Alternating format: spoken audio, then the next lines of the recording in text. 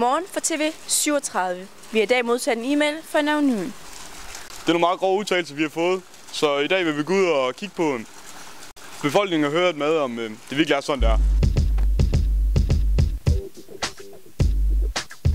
Hvad synes du om Silkeborg for en skala fra 1 til 10? 7-8. Hvorfor? Det er en køn by. En 7'er. Handelsby. Og jeg synes, at vi har for mange parkeringspladser, som skal betales for. Og jeg synes, hvis det er, at man havde flere frie parkeringspladser, så gjorde det også, at folk kom lidt mere til at kunne handle lidt længere tid. Det er klart, vi siger. Hvorfor? Det er fordi, vi har vores smukke triangels pølsevogn, hvor der står en masse dejlige damer og kan lave de bedste riste hotdogs og er rigtig gode til at arbejde med pølser. Jamen, jeg synes, at handelslivet her i Silkeborg er rigtig godt, så det må være en 8'er i hvert fald. Som en handelsby? Det ved jeg ikke.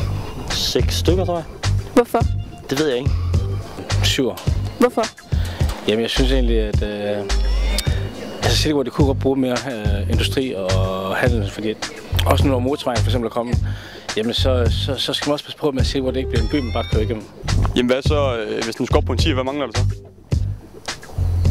Lidt større udvalg, at der er lidt flere butikker med... Nu er det vi unge. Jeg vil gerne have nogle flere tøjbutikker. Det er en stensikker 10'er. Der er altid fantastiske pølserum på tilbud op i Føtex. 5 stykker til 35. Hvad? Kan jeg få en ny ind til Silkeborg? Silkeborg Handelsby. Det ved jeg sgu ikke. Ny optagelse. 7. Silkeborg er en fantastisk by. Nemlig.